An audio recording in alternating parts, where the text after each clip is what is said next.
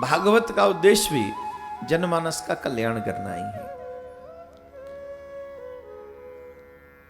भगवान श्री कृष्ण गोलोक में विराजमान, थोड़े उदास। किशोरी जी ने पूछा, राधा जी ने पूछा, आप उदास क्यों हैं? तो उन्होंने कहा कि मैं कलयुग के लोगों के बारे में सोच रहा हूं और इन लोगों के बारे में सोच सोच कर दुखी हो रहा हूं। क्यों, क्या सोच रहे हैं आप ऐसा? बोले कलयुग की सहज प्रवृत्ति पापमय है और कलयुग के व्यक्ति बुरे कर्म कर करके बुरी योनियों में जाते हैं और बुरी योनियों में जाते हैं तो दुख भी पाते हैं, नरकों में जाते हैं वहां दुख पाते हैं, यम की यातनाएं सहते हैं, यमराज के दूतों की पिटाई सहते हैं। अब बेटा चाहे जैसा हो, बच्चा चाहे जैसा हो, बच्चा दुखी होगा तो माँ बाप भी दुखी होते हैं।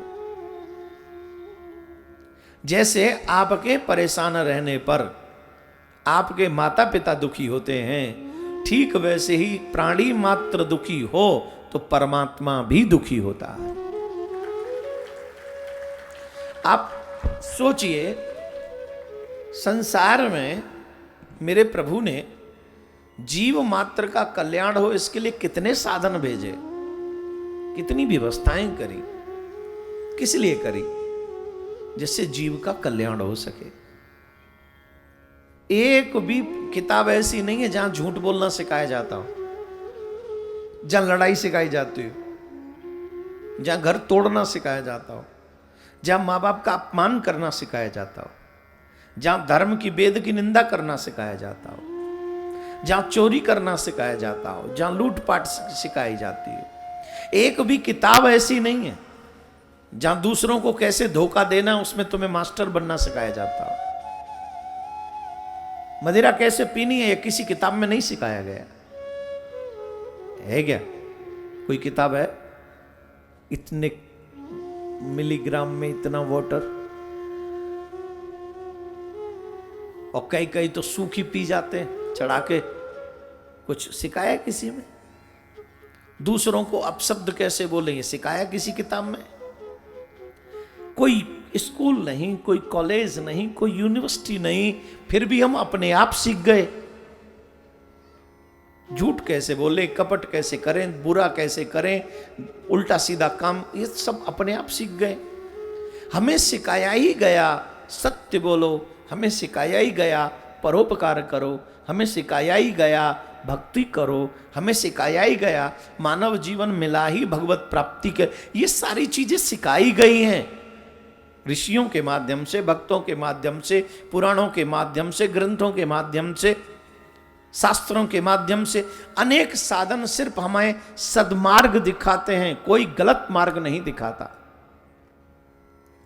लेकिन इसके बावजूद भी हमारा मन सहज ही स्वाभाविक तौर पर गलत रास्ते पे जाने के लिए तैयार रहता है।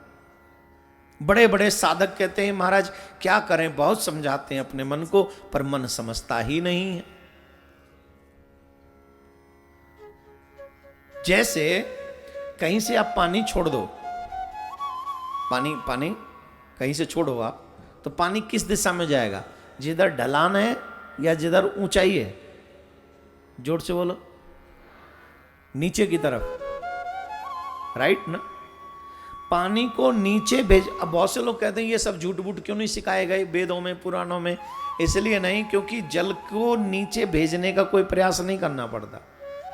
जल तो स्वाभाविक तौर पर नीचाई की तरफ जाता है, ये ढलान की तरफ जाता है, उसके लिए प्रयास नहीं। बोले प्रयास किसके लिए? बोले ऊंचाई पे ले जाने के लिए प्रयास करना पड़ता है। जब टंकी में पानी पहुंचाना, वाटर पहुंचाना होता है, जल पहुंचाना होता है, तब हम क्या करते हैं? बोले मोटर लगाओ, पाइप लगाओ, कनेक्शन करो, फिट करो, ये करो, तब करते हैं। कब? जब ऊपर पहुंचाना हो।